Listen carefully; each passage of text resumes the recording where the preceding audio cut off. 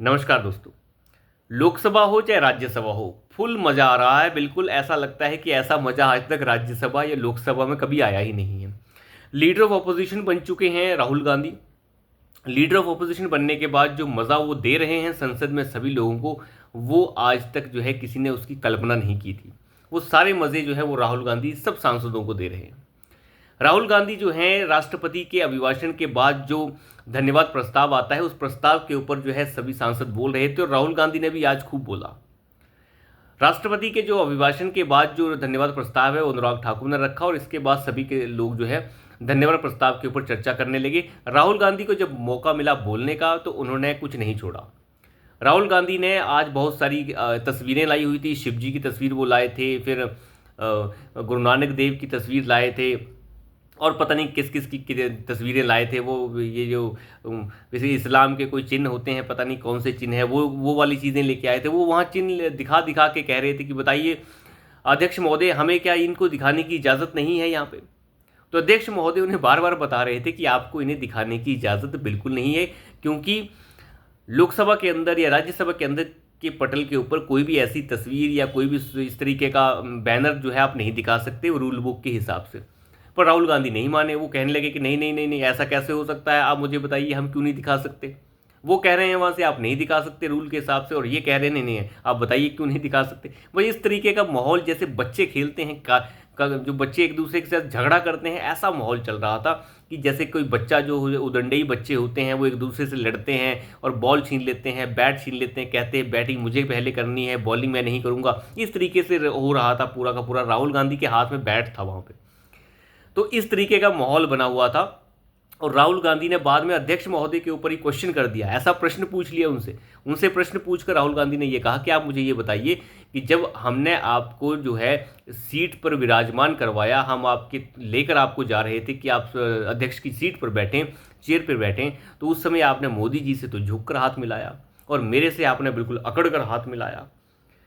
अब आप अंदाज़ा लगा के देखिए कि राहुल गांधी जी जो हैं वो किस तरीके की मानसिकता से गुजर रहे हैं, कैसी कैसी बातें कर रहे हैं। लेकिन इसका जवाब जो है अध्यक्ष महोदय ने बहुत अच्छे से दिया। उन्होंने कहा कि मैं जो है भारत की संस्कृति में पला बड़ा हूँ और भारत की संस्कृति के हिसाब से अपने से उम्र से बड़ों को, और जो देश के प्रधानमंत्री हैं, नेता सदन हैं और मेरे से उम्र में बड़े हैं, तो मैं उनको झुककर ही हाथ मिलाऊंगा। और आप जो हमारे हम उम्र हैं, हमारी उम्र के हैं, वैसे 55 साल के ही हैं राहुल गांधी, अधेड़ उम्र के बुढ़े तो लगभग नहीं हैं, लेकिन तो मैं आपके सामने तो झुककर नहीं आपका हाथ मिलाऊंगा। तो एक तरीके से तमाचा जो है राहुल गांधी को साथ के साथ ही मिल रहा था आज भी। इस तरीके की हरकतें जो हैं सदन के अंदर आज राहुल गांधी कर रहे थे। इस तरीके की हरकतें मुझे नहीं लगता कि संसद के अंदर आमतौर पर होती हैं। लालू यादव भी बोलते थे हंसी मजाक में, लेकिन इस तरीके की नहीं, मतलब असंसदीय भाषा कभी कुछ भी उठा के ले आए, इस तरीके के ड्रामे आज पूरा दिन चलते रहे और राहुल गांधी ने कोई मौका नहीं छोड़ा। राहुल गांधी उसके बाद एक कदम और चले गए कि देखिए मैं तो वहाँ पर अभी एक जवान के परिवार से मिला हूँ। उनका जो बेटा है वो अभी अग्निवीर बना था। अग्निवीर बनने के बाद वो जो है मौत हो जाती है उसकी किसी कारणवश वहाँ पर किसी आतंकवादी हमले में, और उसके बाद मुझे पता लगता है कि उसके परिवार को आज तक और उसे शहीद का दर्जा नहीं दिया गया। आप अंदाज़ा लगा के देखिए। उसी समय राजनाथ खड़े हो जाते हैं और कहते हैं, राजनाथ सिंह ने कहा कि ये राहुल गांधी झूठ बोल रहे हैं, इन्हें कोई भी अंदाज़ा नहीं है कि ये क्या बोल रहे हैं। आप हमें सबूत दिखाइए कि आप कौन से परिवार से मिले और किस परिवार ने आपको ये कह दिया कि उन्हें जो है अब शहीद का दर्जा नहीं दिया गया। उन्होंने ये साफ कहा कि अग्निवीर हो चाहे कोई भी किसी भी तरीके का फौज से रिलेटेड कोई भी इंसान होता है, उसके मौत हो जाने के बाद जो है 1 करोड़ रुपए का जो है उस केस में जो है मुआवजा भी दिया जाता है और साथ ही साथ शहीद का दर्जा भी दिया जाता है। अगर राहुल गांधी के संज्ञान में कोई है ऐसा तो उसे सबूत दिखा कर। तो सबूत तो राहुल गांधी के पास देखिए कोई होता नहीं है। सबूत तो राहुल गांधी कहाँ से दिखाएंगे, क्योंकि उन्हें जो है सबूत दिखाने से मतलब नहीं है। उसके बाद राहुल गांधी कहने लगे हाँ ठीक है ठीक है ठीक है, आपकी सरकार के लिए अग्निवीर ठीक होगी, लेकिन हम जब आएंगे तो हम इसे हटा देंगे। इस तरीके का बर्ताव था राहुल गांधी का। और सुनिए, उसके बाद राहुल गांधी बोलना शुरू कर देते हैं कि जब मैं गुजरात गया था तो वहाँ के कारोबारियों ने हमें बताया कि जीएसटी और नोटबंदी जो है वो इसीलिए की गई ताकि बड़े बड़े कारोबारियों को फ़ायदा हो जाए और फलाना हो जाए, ढमकाना हो जाए। और गुजरात के कारोबारियों ने हमें ये साफ बताया कि ये सारा फ़ायदा जो है मोदी साहब ने अपने बड़े कारोबारी जो दोस्त हैं उनको फ़ायदा पहुँचाने के लिए किया।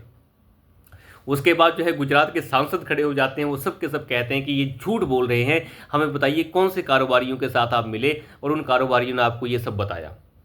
यानी राहुल गांधी का जो मन आ रहा था वो सब बोल रहे थे। किसान कानूनों के ऊपर भी वो बोलना शुरू कर दिए, उनका जो मन आ रहा था वो बोल रहे थे। वहाँ से उस समय फिर जो है कृषि मंत्री भी खड़े होते हैं।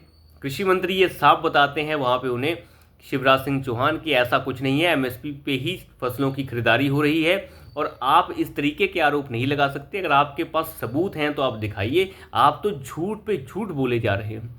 और राहुल गांधी का अंदाज़ा लगाइए, राहुल गांधी पूरे सदन में सिर्फ झूठ बोलते रहे, एक भी सच वो सामने नहीं रख पा रहे थे। और वहाँ पर अयोध्या के मामले में कहने लगे कि अयोध्या ने जो है भारतीय जनता पार्टी को सबक सिखा दिया है। एक तरीके से व्यंग भी उन्होंने कसा वहाँ पर मोदी साहब के ऊपर कि देखिए हमें तो खबर मिली थी कहीं से कि मोदी साहब जो है सो अयोध्या से लड़ रहे हैं। फिर उन्होंने जो है वो वहाँ पे सर्वे करवाया और सर्वे करवाने के बाद मोदी जी को पता चल गया कि वो तो हार रहे हैं, इसलिए वो बनारस पे दौड़ गए। और बनारस से भी देखिए आपको पता ही है कि वो बाल बाल बचे हैं। इस तरीके की बातें जो है वो राहुल गांधी आज जो है भरे सदन में करते रहे। एक नेता प्रतिपक्ष होने के नाते जो उन्हें बोलना चाहिए था वो कुछ नहीं बोले।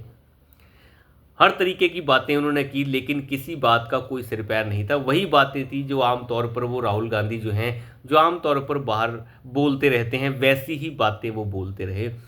वहाँ पे सांसद महुआ मोइत्रा भी, उनका भी वही हाल था। महुआ मोइत्रा तो ये तक बोल गई, जैसे ही राहुल गांधी का भाषण खत्म होता है उसके बाद महुआ मोइत्रा बोलना शुरू करती हैं। महुआ मोइत्रा का नंबर आ जाता है। महुआ मोइत्रा जैसे बोलना शुरू करती है प्रधानमंत्री उठ के जाने लग जाते हैं, क्योंकि राहुल गांधी बोल चुके थे। अब महुआ मोइत्रा को सुनने के लिए कौन ही रुकेगा। तो महुआ मोइत्रा वहाँ से कहती है, प्रधानमंत्री जी कहाँ जा रहे हैं आप, हमारी बात भी तो सुन लीजिए, हमें सुनकर जाइए। मेरे किशनगंज में आप कई बार आए हैं, हमारी बात तो सुनकर जाइए। तो इस तरीके का जो माहौल था वो गर्मो गर्म था। तो आप अंदाज़ा लगा सकते हैं कि लोकसभा के अंदर क्या हो रहा है। राष्ट्रपति के अभिभाषण के बाद जिस तरीके का धन्यवाद प्रस्ताव दिया गया, और धन्यवाद प्रस्ताव की चर्चा के बजाय राहुल गांधी अपनी ही बात करते रहे कि हमें ऐसा करना है, हमें वैसा करना है और हम ये करना चाहते हैं। जो रूल्स में नहीं लिखा है वो भी वो कर रहे हैं।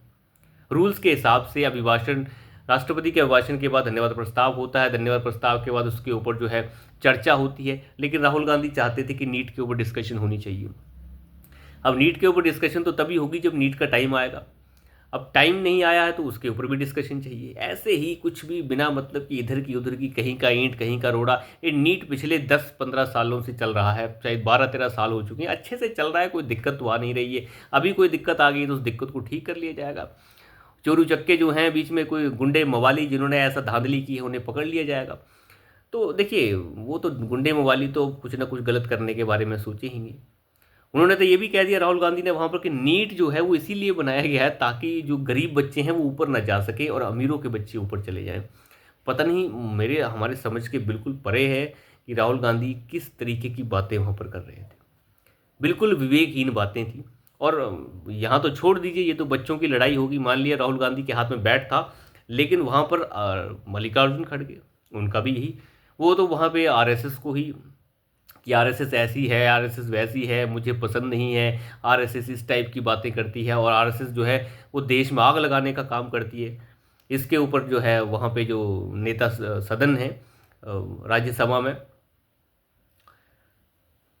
उन्होंने उठकर जो है खड़गे का विरोध किया और अपने विरोध भी दर्ज कराया कि आप ऐसी बातें नहीं कर सकते। उसके बाद खड़गे ने यह भी कह दिया, देखो अटल बिहारी तो बहुत बढ़िया आदमी थे, वो सबके सुनते थे, सबके साथ रहते थे, सबको साथ लेके चलते थे।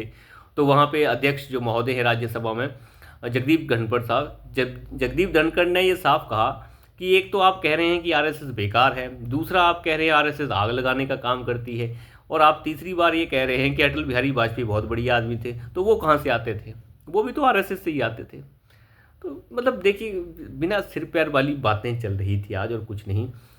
विपक्ष को ये लग रहा है कि वो जीत चुका है और मैं आपको एक दूसरी बात बता दूं, इस बार राहुल गांधी ने एक और चीज़ का इस्तेमाल किया है सदन के अंदर, कि मैं इंडी उन्होंने ये कहा कि ये एक राहुल नहीं, दो राहुल हैं। एक राहुल वो है जो कांग्रेस के, जो आपके सामने बोला, दूसरा जो है इस इंडी गठबंधन का जो है वो रिप्रेजेंटेटिव की तरह। तो एक तरीके से वो बता रहे हैं कि इंडी गठबंधन का नेता जो है वो राहुल गांधी है।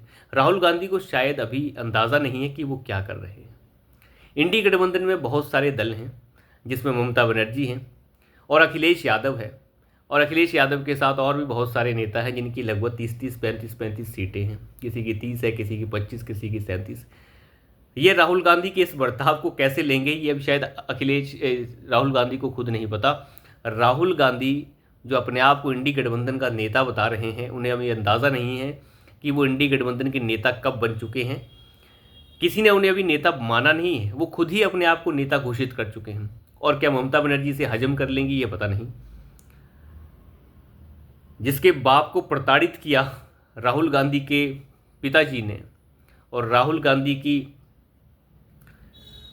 दादी जी ने, तो आप अंदाज़ा लगा सकते हैं कि राहुल गांधी की चाहे दादी हो चाहे कोई और हो, ये सब के सब जो हैं वो समाजवादी पार्टी को प्रताड़ित कर चुके हैं, अखिलेश यादव के पिताजी को प्रताड़ित कर चुके हैं, और अखिलेश यादव उन्हीं के साथ गत्थम गत्ती खेल रहे हैं आजकल। देखिए, कुल मिला के बात यह है कि अखिलेश यादव हों चाहे दूसरे नेता हों, ये अभी तक मौज ले रहे हैं और मज़े ले रहे हैं, लेकिन इन्हें ये मौज महंगी पड़ेगी।